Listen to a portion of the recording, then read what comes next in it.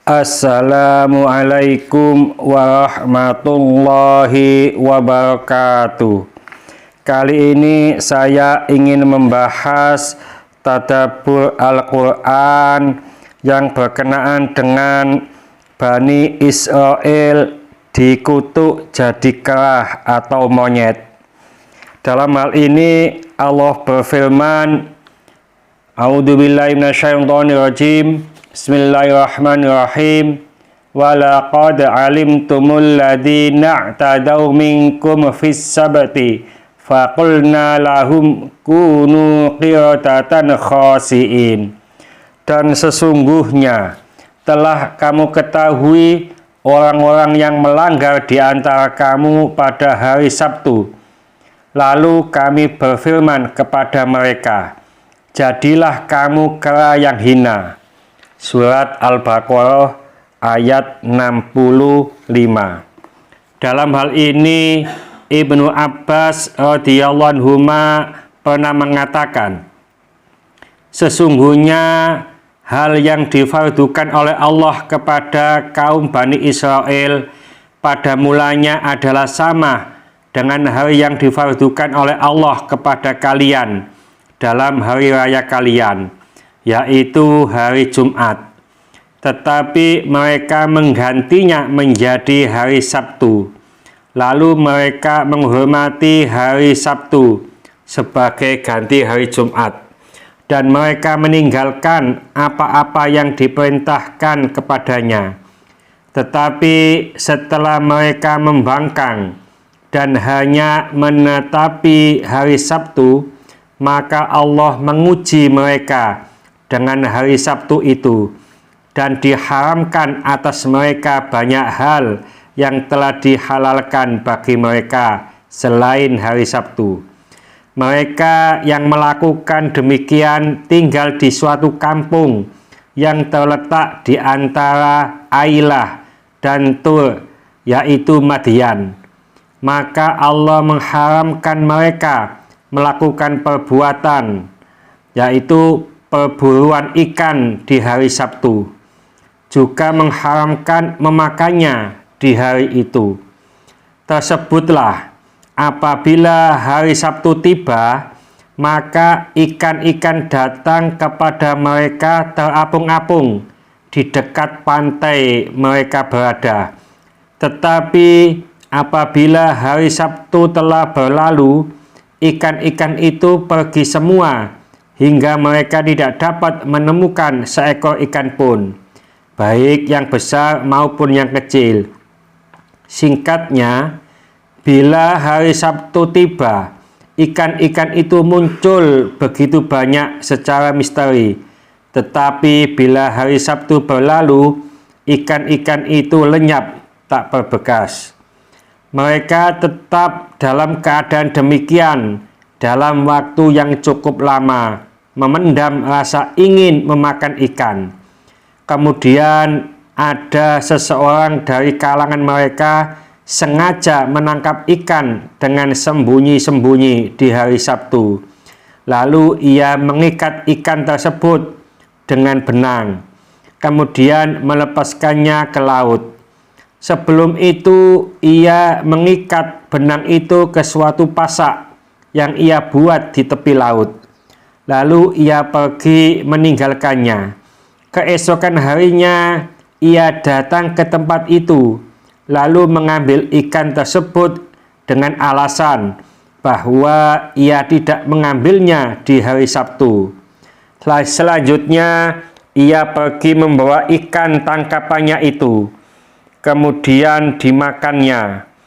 Pada hari Sabtu berikutnya ia melakukan hal yang sama. Ternyata orang-orang mencium bau ikan itu. Maka penduduk kampung berkata, demi Allah, kami mencium bau ikan. Kemudian mereka menemukan orang yang melakukan hal tersebut. Lalu mereka mengikuti jejak si lelaki itu. Mereka melakukan hal tersebut dengan sembunyi-sembunyi dalam waktu cukup lama. Allah sengaja tidak menyegerakan siksanya terhadap mereka. sebelum mereka melakukan perburuan ikan secara terang-terangan dan menjualnya di pasar-pasar. Segolongan orang dari kalangan mereka yang tidak ikut berburu berkata, "Celakalah kalian ini, bertakwalah kepada Allah." Golongan ini melarang apa yang diperbuat oleh kaumnya itu, sedangkan golongan lainnya yang tidak memakan ikan dan tidak pula melarang kaum dari perbuatan mereka berkata, "Apa gunanya kamu menasihati suatu kaum yang bakal diadab oleh Allah, atau Allah akan mengadab mereka dengan adab yang keras?" Mereka yang memberi peringatan kepada kaumnya menjawab, "Sebagai permintaan maaf kepada Tuhan kalian, kami tidak menyukai perbuatan mereka, dan barangkali saja mereka mau bertakwa kepada Allah."